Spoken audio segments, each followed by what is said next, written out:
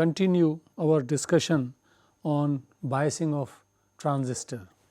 We were talking about the self bias, in which we have shown that the collector current was independent of the changes in beta, and as I said earlier that a circuit which shows stability against one kind of variation will take care of variations due to other reasons. That means, the cause of variation is immaterial. This circuit is used as a voltage divider also. So, self bias with voltage divider circuit.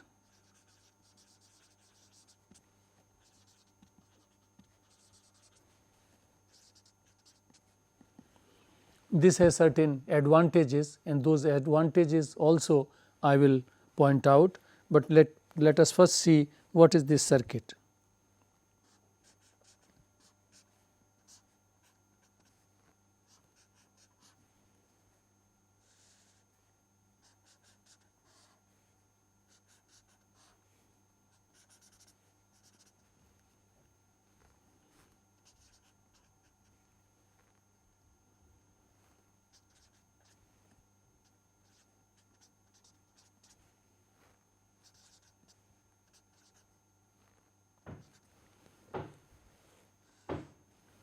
Here, this is the voltage divider circuit. In fact, this is the one with the self bias, which is very widely used. This has certain advantages which we will point out.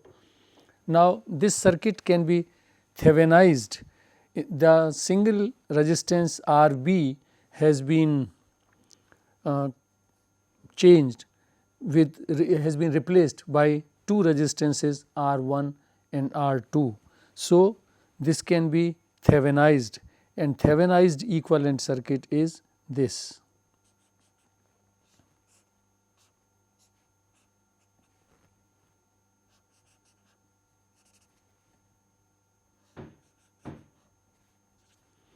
This is VCC, RC, RE, and this is Theveninized voltage, and this is Theveninized resistance RTH. So, this is Theveninized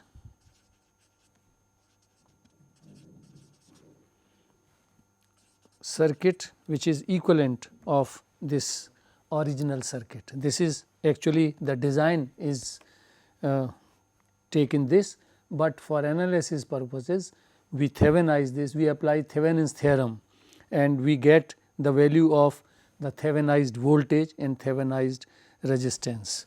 Now, Theveninized voltage is, what is the voltage which is observed between this point and the ground?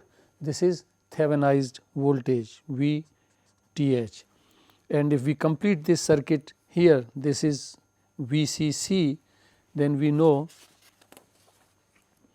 that this Theveninized voltage will be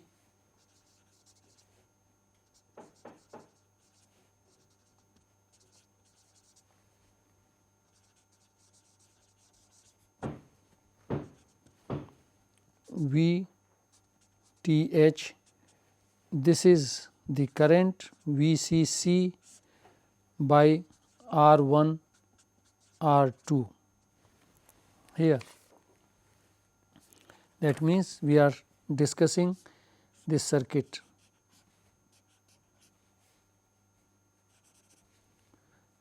Here, this is Theveninized voltage VTH, and this is R1 R2, and this is the battery VCC. So, obviously, the current is through this battery VCC by the total resistance, and what will be the voltage developed across this? This is the current into R2. So, this is the Theveninized voltage which we can calculate, and the Theveninized resistance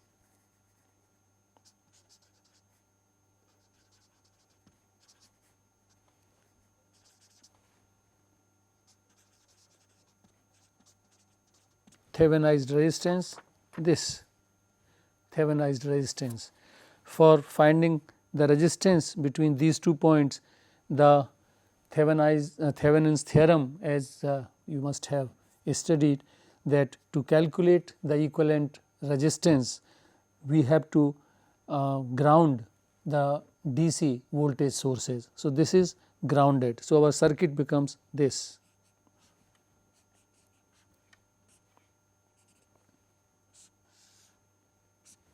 This becomes the circuit R1 and R2. So, as far as this point and ground is concerned, these 2 resistances are in parallel. This is grounded, this is grounded. So, this is like this.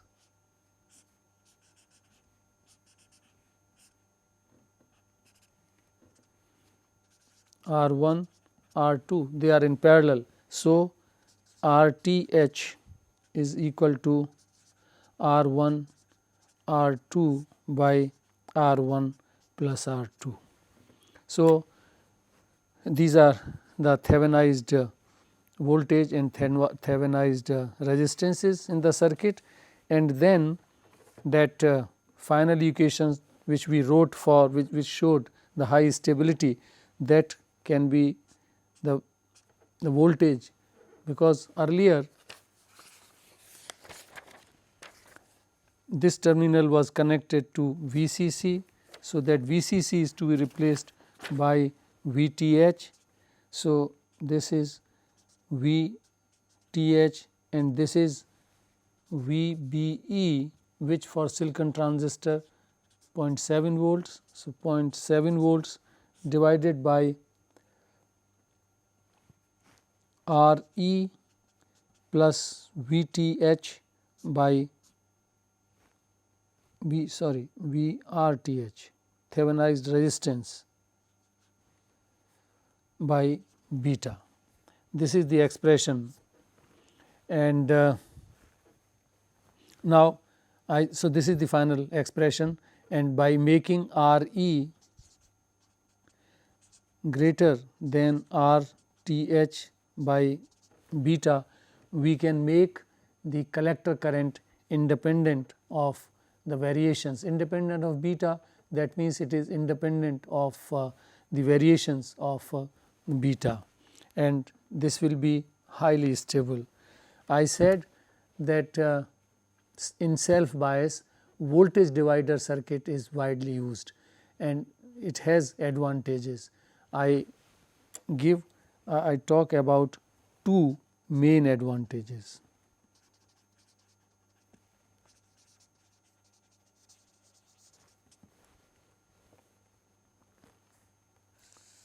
Two main advantages of this voltage divider circuit in with compared with the single resistance RB circuit, and these advantages are that this condition RE resistance should be large, quite large in comparison to this. This condition is better satisfied by Thevenin's circuit, Thevenized circuit. We can see here that when 2 resistances are in parallel, then the effective resistance is smaller than either. That is the rule of parallel combination. If for example, this is 100 kilo ohm, this is 50 kilo ohm, then the combination will be less than even the smaller resistance. So, RTH, Thevenized equivalent resistance, is less than R1 or R2, and hence when this is low, then this condition can be better satisfied, and so this amounts to better stability. And second point, which is important when we are sourcing our circuit by a battery, because the battery will see the 2 resistances in series, and hence the resistance, output resistance seen by the battery is higher. R1 plus R2 is certainly having higher magnitude than R1 or R2 individually. So, this is, that means it will draw less power.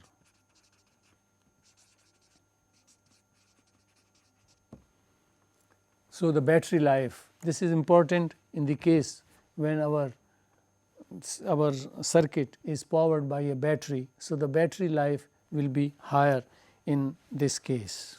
So, these are the two main advantages for the circuit. Now, I can repeat the design procedure.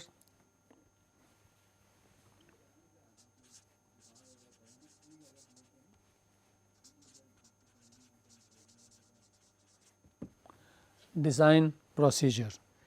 You see here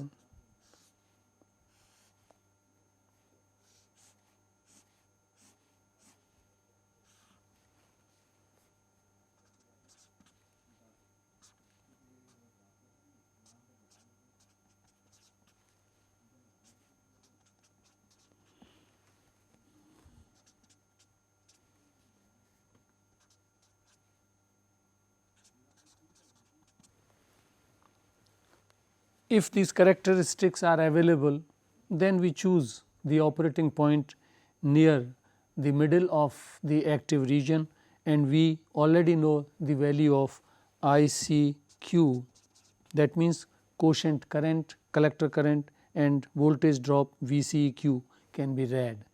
If these characteristics are not available, as is the often case, then it is safe, because the manufacturer prescribed the value of this IC max.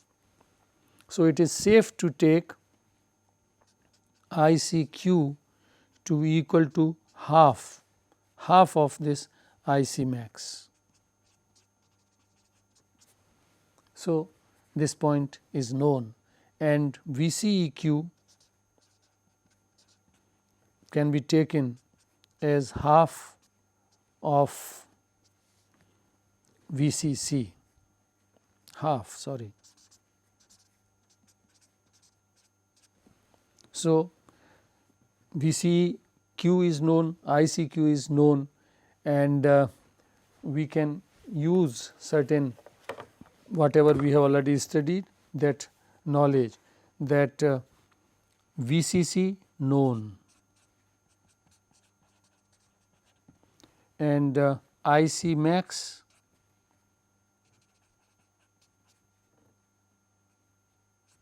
this is also known.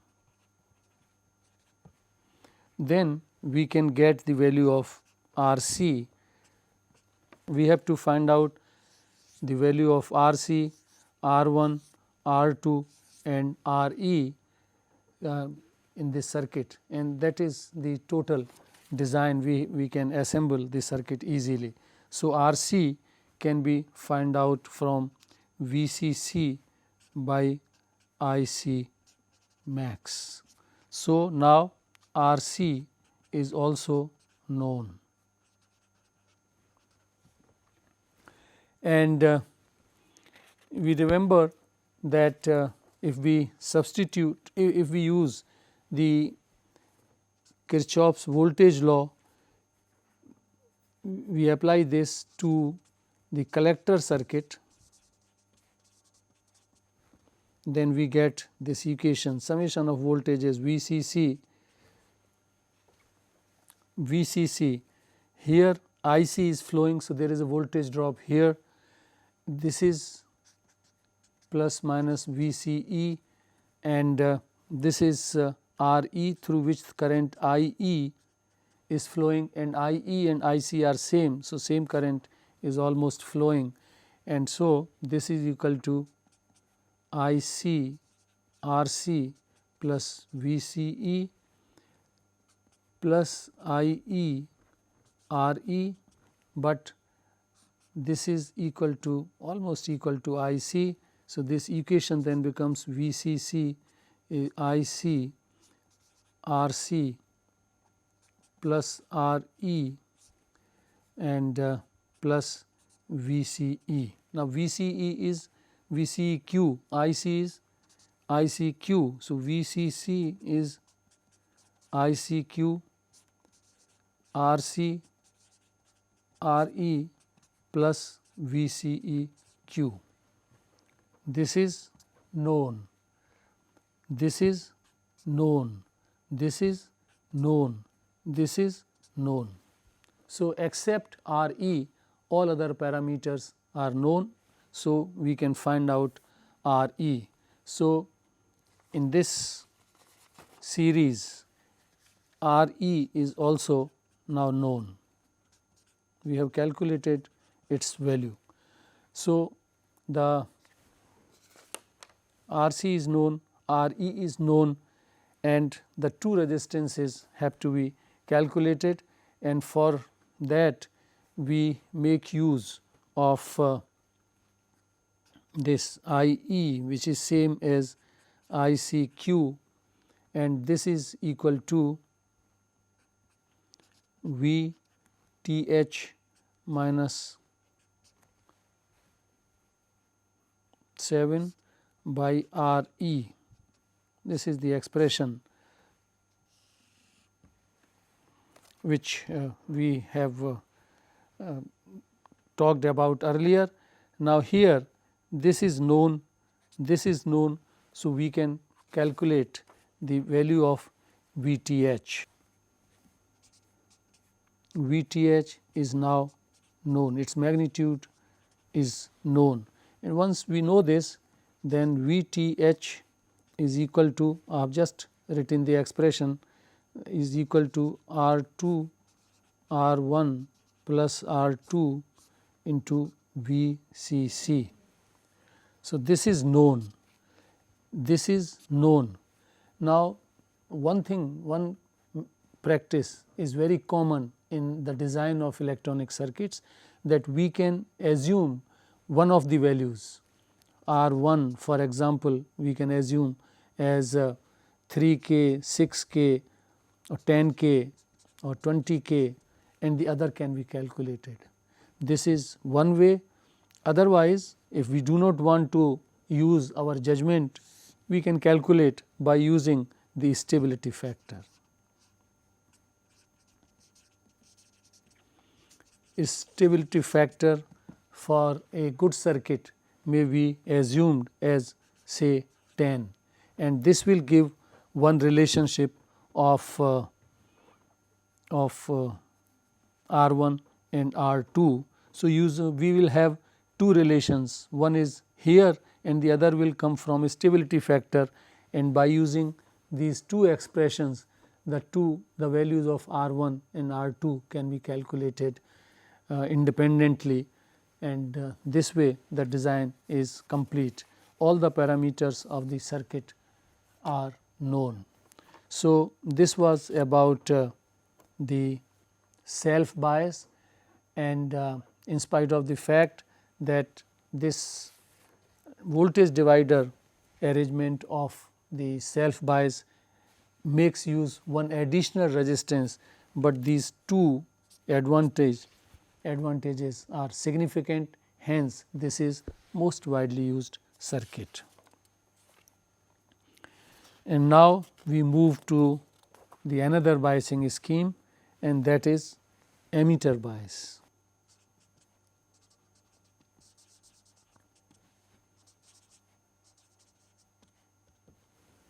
Emitter bias.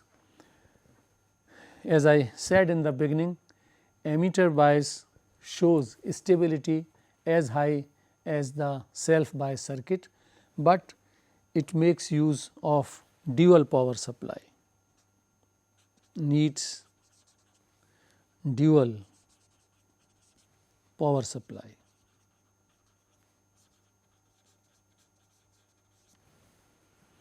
And I have explained the meaning of dual power supply, and that is two voltages with respect to ground. One is plus VCC, other is minus VEE.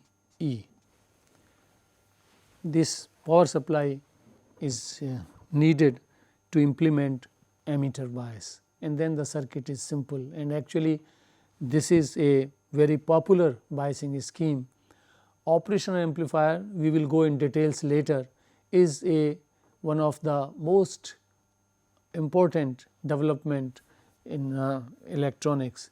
Today it is hard to find any circuit, analog or digital, which does not make use of operational amplifier. So, operational amplifiers are very widely used, and operational amplifiers usually make use of this biasing scheme, because it is very simple and stability is as good as the self bias case. Now, the circuit is this.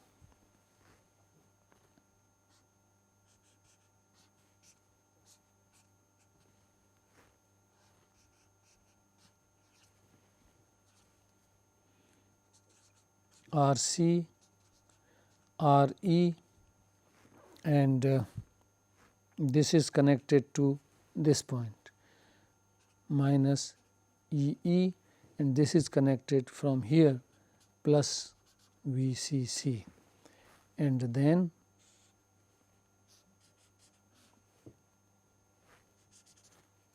this is RB. So, this voltage as usual is VCE, and collector current flows here, and here is the emitter current, and from here flows what is IB. This is the circuit, and we can show here that how stability will be achieved. Let us apply Kirchhoff's voltage law to the input circuit.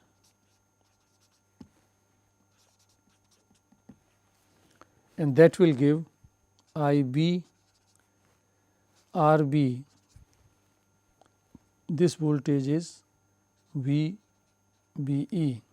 So, plus VBE, and then the drop here, this voltage drop. So, plus IE RE, and this is equal to this voltage VEE. This is minus sign, so it will come minus VE, we have taken on this side, and from this we can write IE IB, the base current, is equal to VEE, the magnitude VE, and minus IE RE divided by RB. This voltage is very small in comparison to this voltage.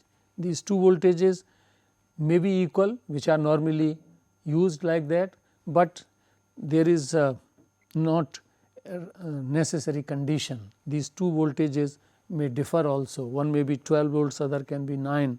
So, but normally as I said that equal magnitudes of VCC and VEE are used. Now, from here if we neglect this voltage which is small, then IB becomes equal to almost equal to VEE minus IE RE by RB. Now, for any reason IE is almost equal to IC, and this shows, this is the equation which shows the stability, that if this rises, current, collector current rises, this parameter will acquire higher magnitude and this term will fall. As a result, IB will fall, and this fall in IB will take care of the rise in the rise of this current, because again the output characteristics, if you look, if IB falls, the corresponding IC also falls. So, this is that stability, and using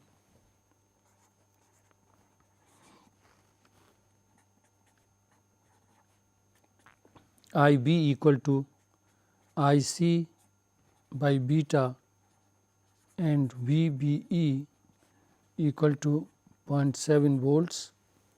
This I C can be written as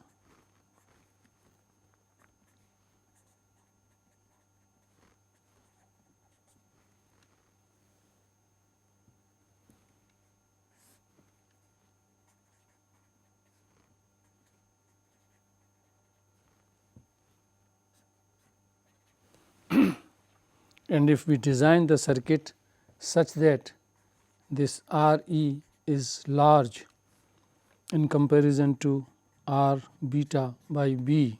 By this very large we mean, for example, R E is taken 20 times of this factor.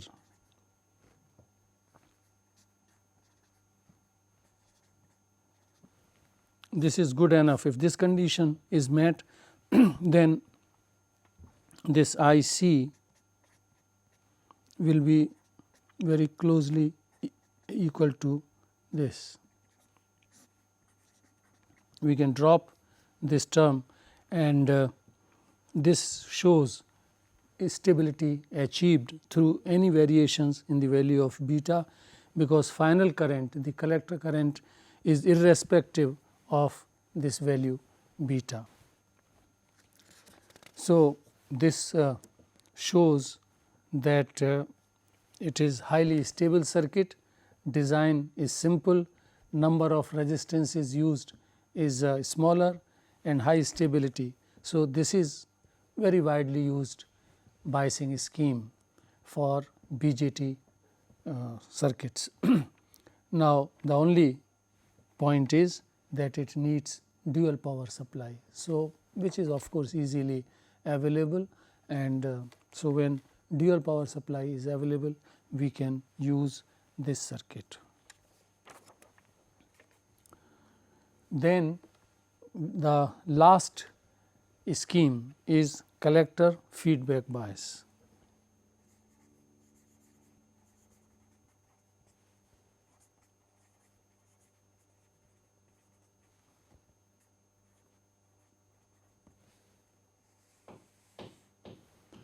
Collector feedback bias. You see, we earlier had this circuit,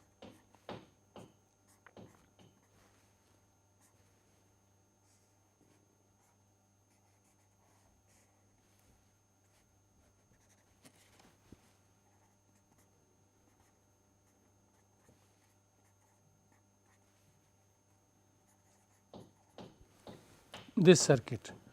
This was fixed bias circuit.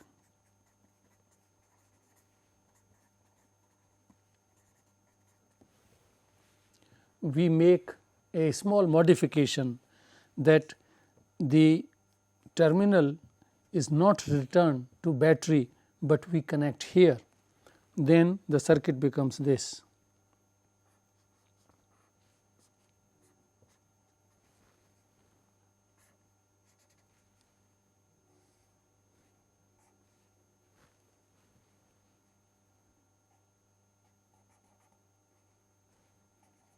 RB, RC and VCC.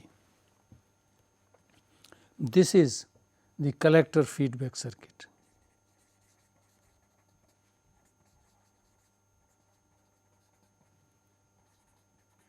Collector feedback circuit.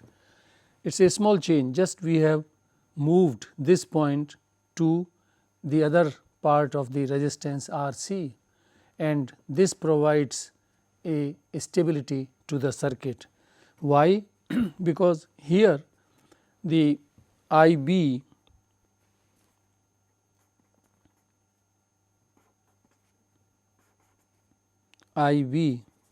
this was simply IB was simply VCC divided by RB. This voltage is 0.7 volts, and this is all fixed. So, this is fixed bias and it is never used with bipolar transistors. this is here this voltage between this terminal and ground, that will control the current I B, and this is variable. We can see if we apply the Kirchhoff's voltage law,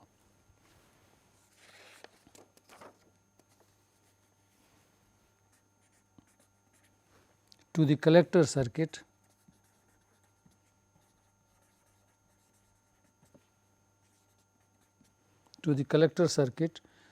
then we simply get this is I C here. So, V C C summation of voltages is equal to I C R C plus V C, or we can write that V C is equal to, from this equation, V C is equal to V C C minus I C R C. Now, this is the equation which can explain that how stability will be achieved by the collector feedback. And look at here, for any reason if I C rises, so this term will fall and V C will go down, and this V C in this circuit will send a smaller current, base current, and that will take care of the rise in collector current. It will check the rise in the collector current, and this way the stability will be achieved. Now, so this voltage compensates for the rise in current, and this compensation may not be 100%.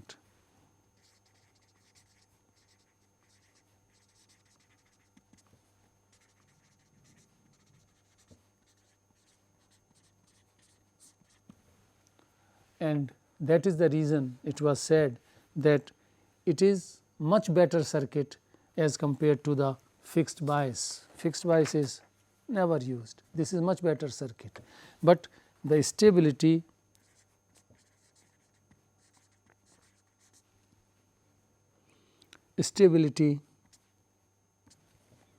is good enough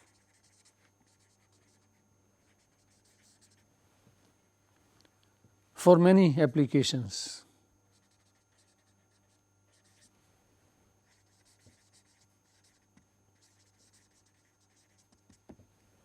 And this is widely used circuit, because very simple to design, makes use of fewer resistances, just 2 resistances, and in the case of the voltage divider circuit, there were 4 resistors required. So, the number is reduced to half when we talk of a system in which several stages of these circuits are there, then the reduction of resistances is significant to reduce the cost of the circuit. So, that is very important point. Now, if very high stability is not the requirement, which is true for many applications, then this collector feedback bias can be used to achieve the stability. And we can talk a little bit more about the design procedures. We apply the KVL, the Kirchhoff's voltage law, at the input circuit, which gives the I draw the circuit, this is the circuit.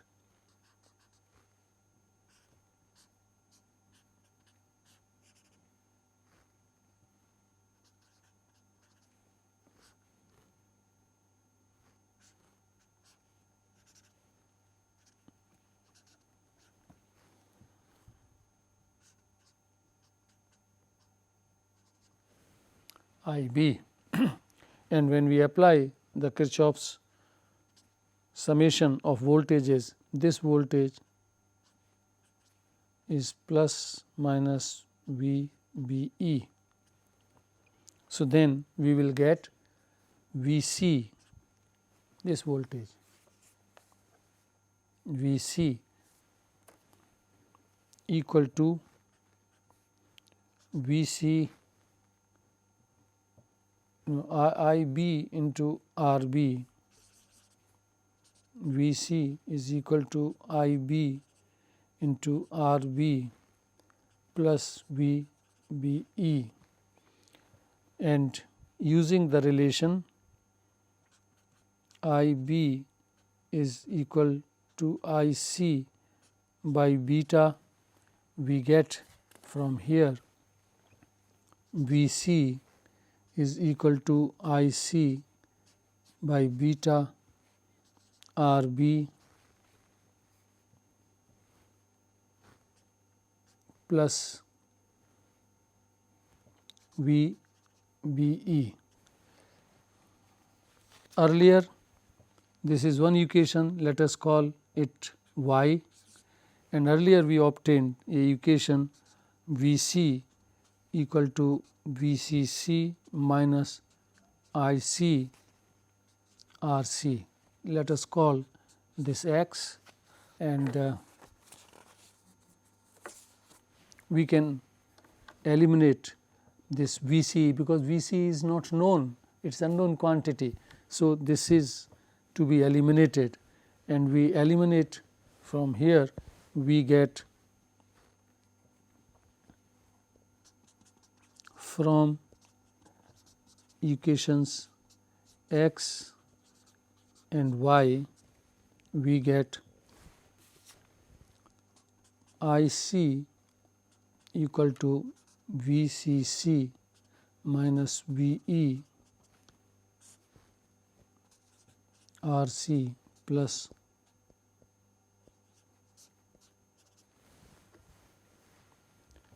so if we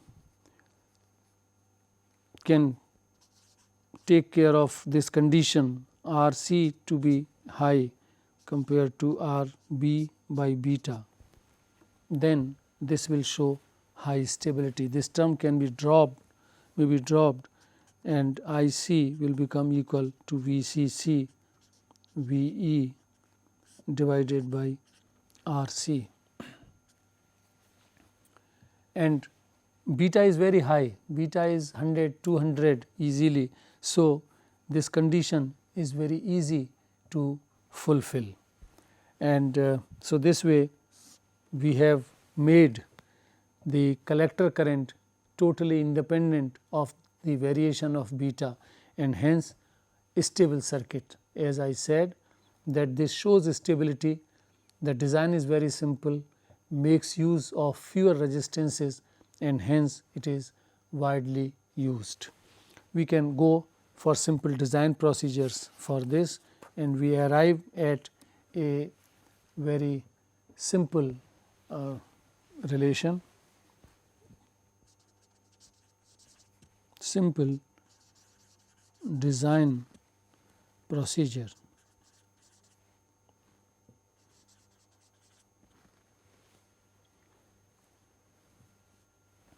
We know from the load line or from the that maximum current IC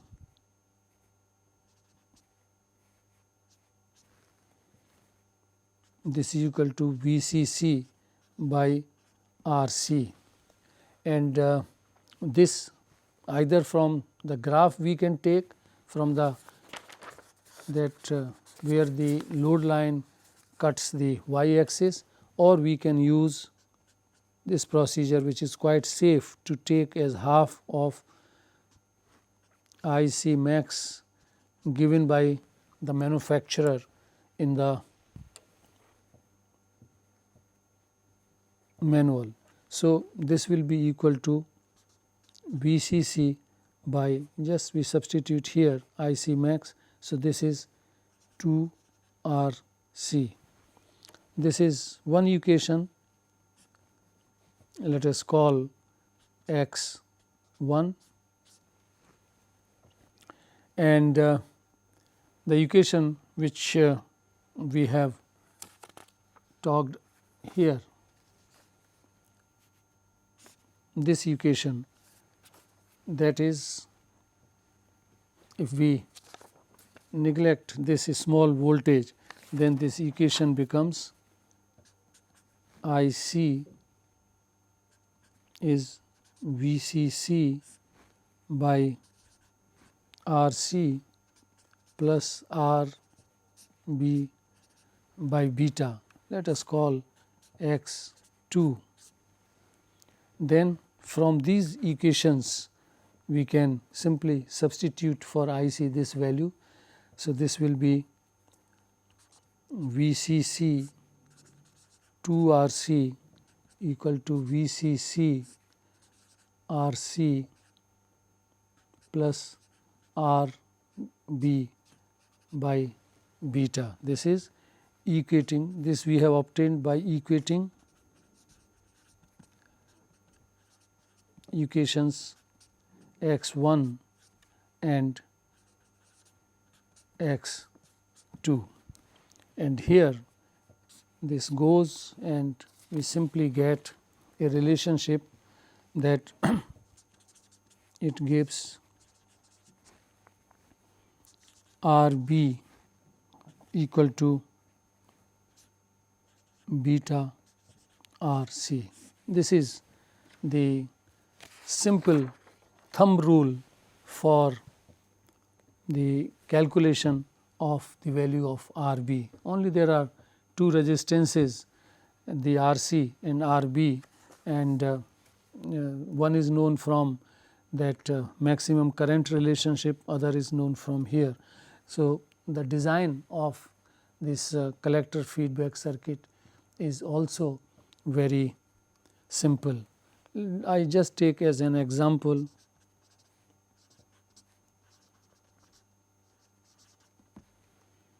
that if this is the circuit,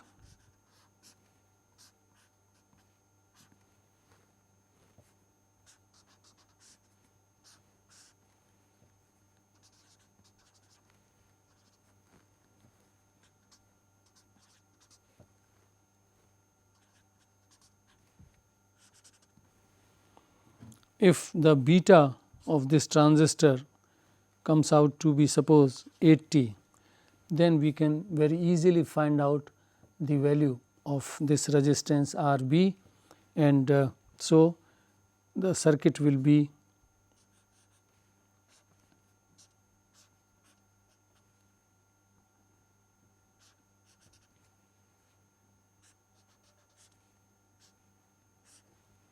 this is 5 kilo ohms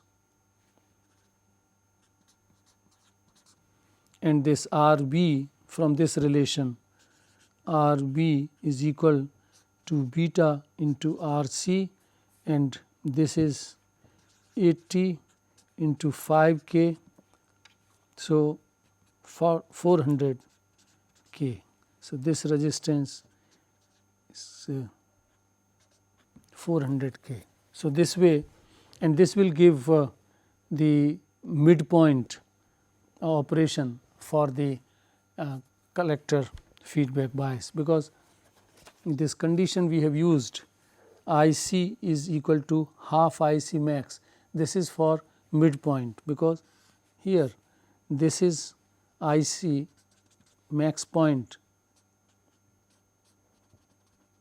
and the half of it is somewhere in the middle. So, we are talking about the Q point in the somewhere in the middle of the active region. So, this is very simple, and as I said, very widely used if extremely high stability is not required. So, that finishes this unit 2 on transistors and the biasing circuit design, circuits, the stability and the design of biasing circuits. I summarize some of the features. We started with the transistors, the NPN and PNP. For normal operation, NPN and PNP work the same way, there is no preference. But as from this discussion you must have gathered that in NPN electron movement from emitter to collector is that takes the whole working of the transistor and transistor action. So, and in the PNP the role is taken by the hole. Electron mobility is higher as compared to hole mobility. So, a NPN transistor will perform satisfactorily, will continue to perform satisfactorily up to higher frequency ranges. And then we discussed the design of the transistor, that the emitter region is most heavily doped, base region is lightest doped, and collector is moderately doped. And then from where we have come to the conclusion of these ranges, this we discussed even in terms of what we call what makes a efficient transistor, that emitter efficiency, collector efficiency and so on, and base transport factor we discussed, and we come out with the same conclusion. The important thing was and in that the transistor can be biased such that both junctions can be forward biased. That means, we are in the saturation region of the characteristics, and in saturation region the output current and input current, both currents are high, but they are independent, which is against the requirement for an amplifier. And we can make both transistors reverse bias. That is the case again where the two currents are feeble in the emitter circuit and collector circuit, but the two currents are independent. Even if we switch off the emitter current, the reverse saturation current in the collector circuit continues to flow, and that is not what we require in a amplifying circuit. So, these two states are widely used when we use the transistor as a switch, that means in digital electronics. Here the transistor we are using as an amplifier. So, the requirement is, which is very fundamental, that emitter junction has to be forward bias, the collector junction has to be reverse bias. Whether now the transistor can be used in three different configurations: the common base, the common emitter and common collector. Common base circuit is fundamental and is very useful when we talk about the theory of transistor. Transistor action was explained through the common base circuit, and what is the transistor action, that and from where the name transistor came, transistor, trans register, that we transfer the almost the same amount I e to the collector. So, from emitter resistance is forward biased and the resistance is few tens of ohms to a high resistance circuit, collector circuit, which has resistance of the order of several hundred to few megohms. And this transfer is not possible by simple arrangements of resistances and capacitors. This is possible through an active device which is transistor, and this is known as transistor action. So, transistor action is transferring a certain amount of current from low impedance circuit to the high impedance circuit, and here. So, this is the active region of the characteristics. There we have seen that the collector current totally depends on the input current, which is I b in a common emitter circuit. And then we talked about the three circuits we will be talking in the next unit, three amplifiers. the common base, common emitter and common collector. But let me mention here that common base is rarely used in practice. The reason is its very low input impedance. If a battery is connected, then low impedance means it will draw high current from the battery. So, the battery life will be extremely poor. There are other reasons. There is no current gain. Alpha is the current gain in common base circuit, and alpha is actually less than 1. The output current versus input current. So, alpha is IC divided by IE, and IC is always less than IE, but close to that. So, alpha is the current gain which is close to 1, but less than 1, hence there is no current gain. But beta, which is the current gain in common emitter circuit, and that common emitter circuit, the input is base current IB and output is collector current. So, beta is IC by IB, and which is very high, and transistors with current gain 50, 80, 100, 200, 300 are commonly available in the market. So, this was about the transistors, and then we talked about the biasing, which is the very important part of the transistor circuits. So, a amplifier will require the emitter junction to be forward biased, collector junction to be reverse biased, and besides that, that will just saying this, that emitter is forward biased and collector is reverse biased, is not sufficient. That requires a proper choice of the operating point. By choosing a operating point, we mean choosing DC collector current and DC drop across the junction VCE. So, that is the proper choice of the operating point. Operating point may shift because of 3 basic reasons: temperature, aging, replacement of the device. So, we have to design a good circuit, a stable circuit. So, even if the parameters change, temperature changes or the device has worked for long life, so even then the Q should not vary, and we had discussed the 3 schemes: the self bias scheme, the emitter bias and the collector feedback bias, and these 3 schemes are widely used to design circuits. Depending on our requirements and facility available, any one of the 3 schemes can be picked up and a amplifier circuit can be designed. And so, that we discussed. We will continue our discussion further, and now we will move to the unit 3.